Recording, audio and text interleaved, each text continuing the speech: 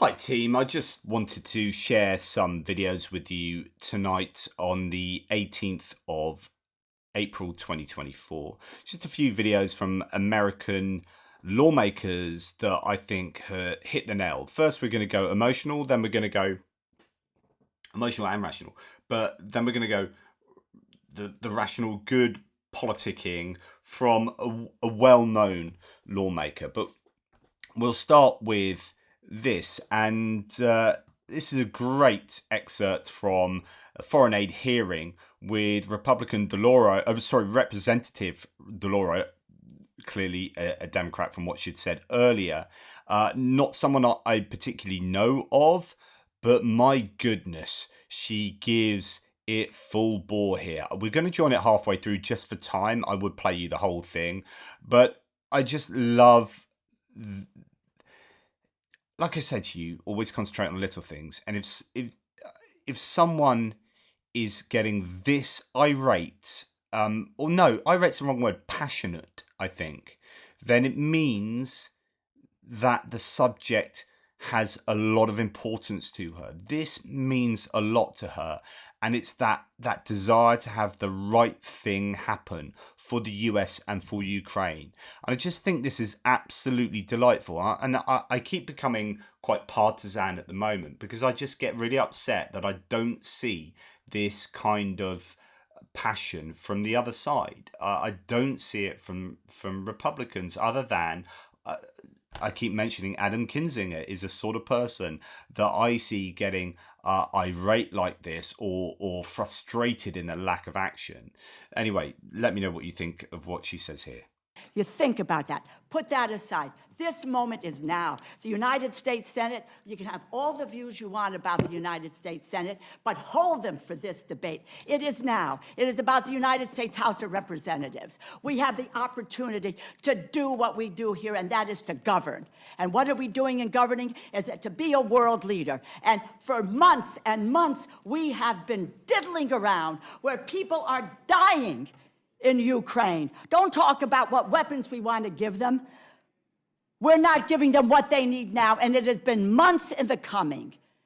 And we ought to today, immediately, we should have picked up that Senate bill, brought it to the floor, and voted on it immediately, and we would be out of here today in doing it. Let us not rewrite what is happening. The moment is ours. And if the House of Representatives abdicates its responsibility, yes, the history will write the story, and that it is on us. When we had that moment, we said no. I, for one, will not say no. I will provide Ukraine with the weapons that it needs to go forward. I would provide Israel what it needs to defend against Iran. I am overwhelmingly in support of our being able to deliver humanitarian assistance at a volume that will meet that need, because we're standing by. We're standing by and watch Ukrainians die. We're standing by and watch Palestinians starve to death, Sudanese starve to death, Haitians, etc. If that's the way we want to be remembered in history, it's certainly not the way I want to be remembered. So let's vote on what we need to be doing here today, casting our vote in favor of the national security package. Has not moved. I could cry. She is that on point and delivering emotional but also rational argumentation there that is just fiery and brilliant. It's so encouraging to see a politician just leading with their humanity. It's just brilliant. It's just brilliant. That is super stuff. Why don't we see that from everyone? Why is everyone not as engaged and as pro moral rectitude as Representative Delora is there? Just brilliant. We're now going to go to someone that many Republicans are really they love to denigrate, really derogatory about Nancy Pelosi, and I'm going to play her interview here that I think is exceptionally good. what we have here is someone who is really dedicated to Ukraine. So she traveled to Ukraine at the beginning of the conflict. She's traveled to Armenia. She is a woman that knows her onions with regard to the conflict, to geopolitics in general. Is not someone that's speaking from ignorance, like I see people like Marjorie Taylor Greene just spouting. I mean, goodness me, the amendments they've been trying to make today are so embarrassing. Some of the lawmakers, but here we have someone who is clearly on the right side of history. Joining me now, the Speaker Emerita, Nancy Pelosi. The Speaker has not released the text of the aid yet, Madam Speaker. It's so good to have you here because nobody but you knows the ins and outs of House rules as well as you do in House vote counting in both parties. But he has not released the text yet, which could create other stumbling blocks. But I'm told in my ear by my wonderful producer, he's just released the text. So our teams on the Hill are going to scramble and go through that, and hopefully we can get you some details. But that said, it's going to be separate bills. They could have done this 6 months ago when the Senate passed it, but now is now. They've lost territory. We were both in Munich when President Zelensky said, we are now going to be retreating, and we could lose. And he's now made it very clear they could lose this war to Vladimir Putin. What's at stake? What's at stake is our democracy, and I want to thank you for the attention that you have paid to Ukraine because of all the things that are going, whether it's in Manhattan courtrooms or in Gaza and the rest, so important there. But the attention to Ukraine has been diminished, in my view, in the press in our country, and nothing less is at stake than our democracy. Just that, and I could say, and I'm going to cut the video there, say how wonderful that is and go home now because I'm home. But, you know, here she is sitting there with a Ukraine and US flag lapel pin. And so it's clear that she feels that Ukraine should be at the center of what we're thinking about. And she says, thank you for keeping Ukraine at the top of the agenda. At this time when there are so many competing narratives and so many competing news items to strangle the bandwidth of information, that it's so important for us to continue talking about Ukraine. It's the sort of stuff that you and I talk about all the time. And here we have Nancy Pelosi absolutely nailing it. Almost 2 years ago, I made the first trip. I brought a delegation, high-level delegation, to Ukraine. We thought we might die, because it was very dangerous then. We saw firsthand the courage and the determination. And I have to say, she's been to Ukraine. How many politicians are casting their opinion at the moment ignorantly? Donald Trump was offered to go to Ukraine. He turned it down, said it would be unbecoming of him because he's the position he's in. And yet he took the Prime Minister of Hungary along the red carpet into his Mar-a-Lago estate. And you're thinking, well, that's completely contradictory, but you're refusing to go to Ukraine. Are you afraid of learning the truth? Marjorie Taylor Greene, get your ass to Ukraine so you can have some understanding, so you can talk from a position of knowledge, not from a position of brute ignorance. Determination of the Ukrainian people to protect their democracy, and in protecting their democracy, to protect our democracy, and to fight off the Russians. And so now it's 2 years later. Right now they need distance, they need speed, and they need heft in this fight, and they can win it. What happened in the Congress of the United States is heartbreaking. It's sad. America, the chair of the Republican chair of the Intelligence Committee, and I am told also the chair of the Foreign Affairs Committee, Republican chair, have said that Russian propaganda has taken over the Republican caucus. You're right. Both Russian Congressman Turner and McCall have said that, Yeah. that Congress members are spouting Russian propaganda about alleged and completely false Ukrainian fraud and corruption. Totally untrue, which is spewing out from Russian social media. Well, that's an indication of their candidate for president of the United States. As I've always said, with him, all roads lead to Putin.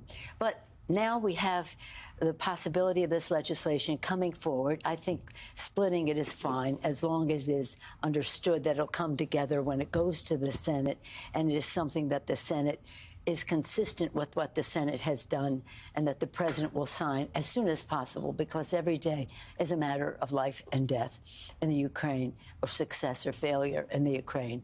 But it's So every day is a matter of life and death, or of success or failure.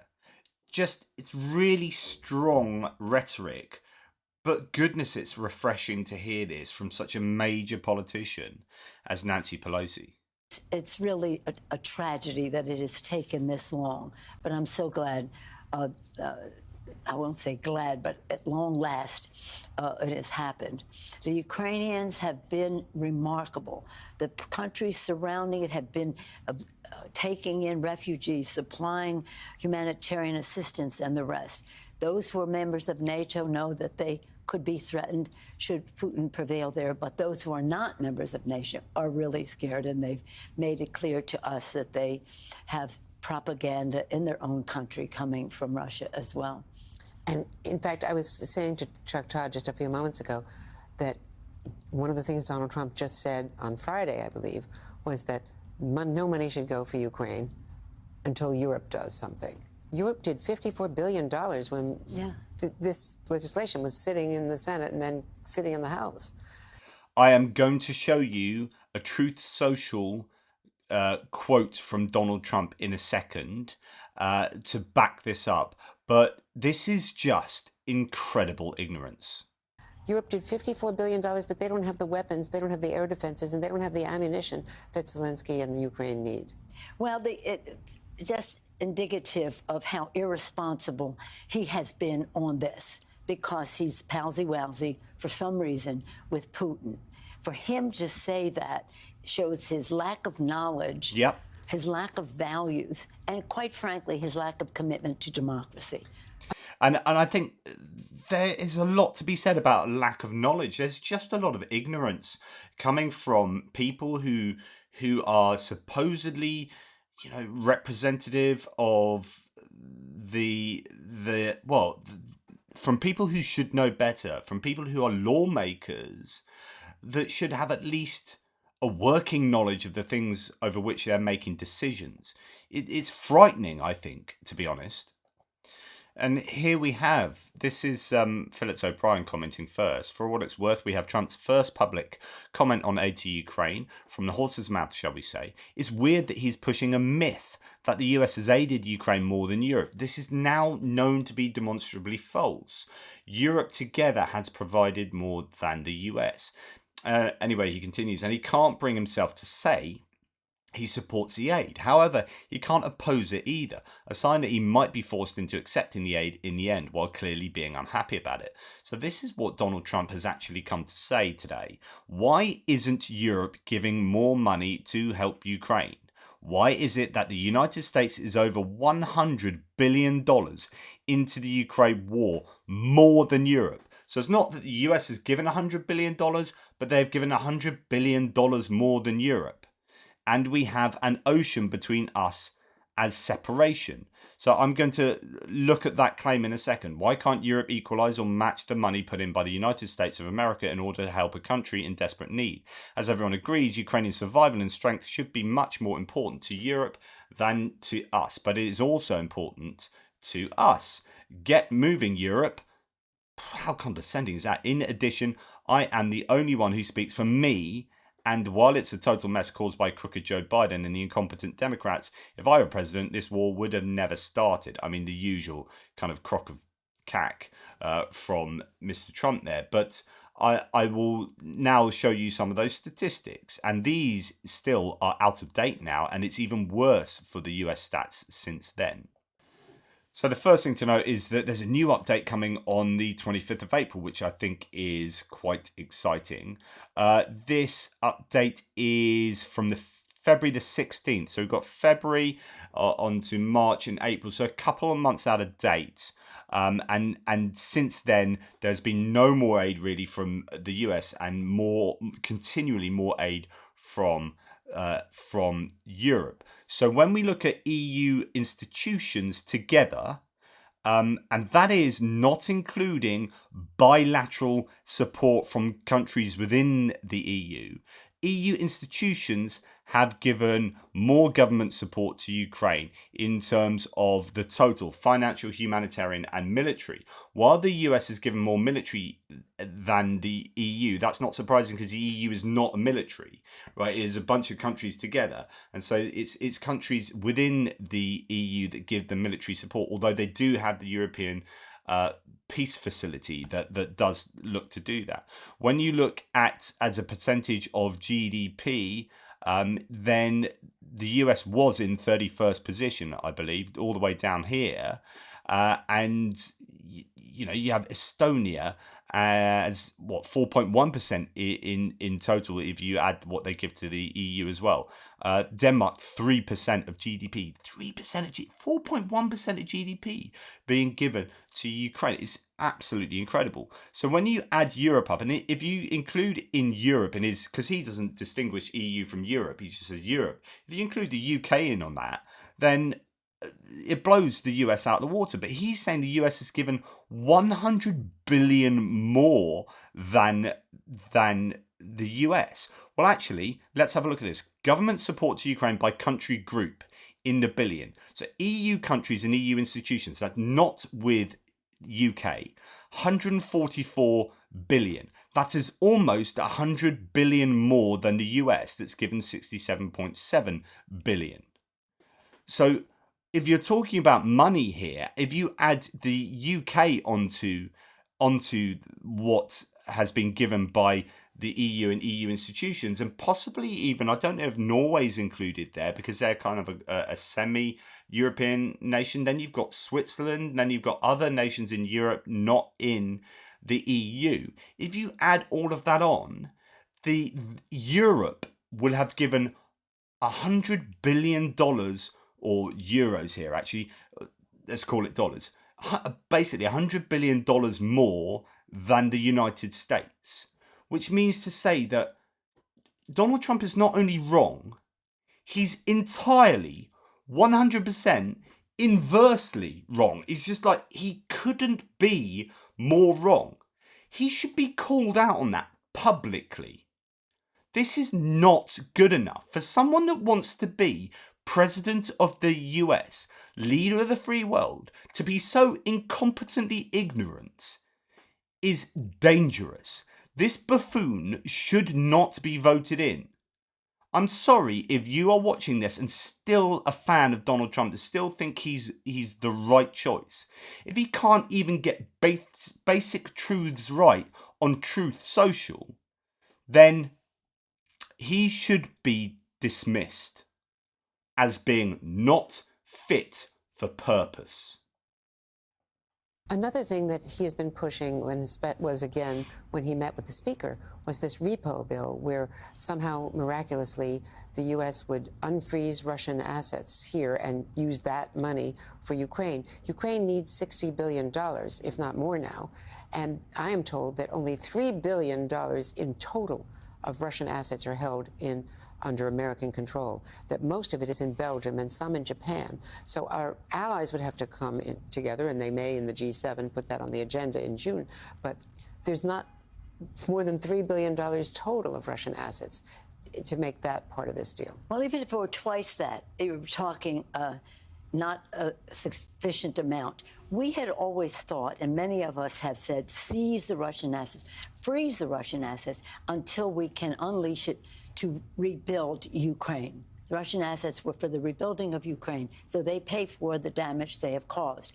Repo is not offensive. If that's a path to getting them to move down the road, okay.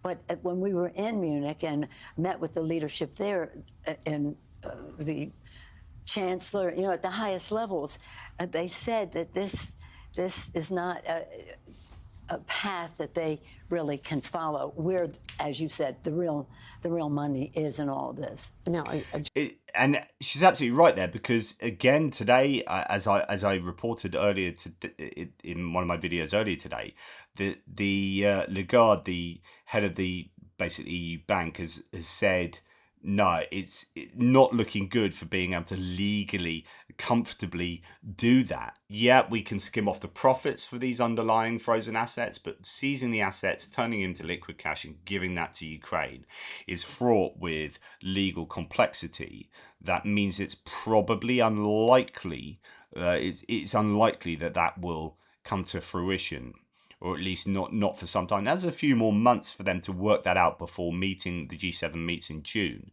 But it's not the ideal option, even though it sounds like a really good option.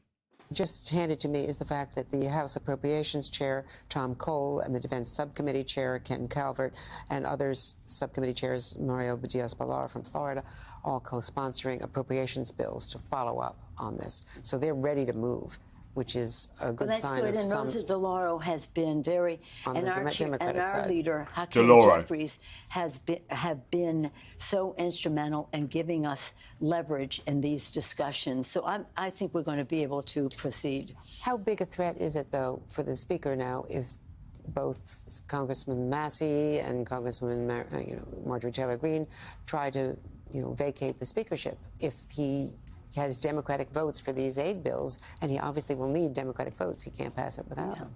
Well, we come to Washington, we come to Congress to do a job, not to keep a job. I think I wish the Speaker well.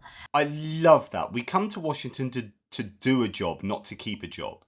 Like, if I'm going to lose my position as Speaker, in order that I do the right thing and America does the right thing, then I lose my job as a Speaker. If in fact he is going to be at risk in his job so that we can save democracy in Ukraine, that's any one of us would make that trade, because that is so really Democrats will important. support him and put this over the top and stop the motion to vacate. We'll see what our Hakeem Jeffries, our leader, guides us on this, because he and Rosa are. But all the signals are that Democrats will support. Well, we'll see. We'll Depending see. on... And it depends. We have to see the substance. When I was coming in here, the message I had the Speaker's letter, which said shortly released. Now it is, and we'll see what that is. And as Mr. Jeffries said, when we see it, then we'll know if we can support it. Now, you have said that U.S. weapons transfers to Israel should be halted. So, and then they go on to talk about Israel and Gaza. But I absolutely love the fact that she is putting Ukraine front and center here of conversation, of the news. And so it should be, because it is that important. Israel doesn't need US assistance as much as Ukraine needs US assistance.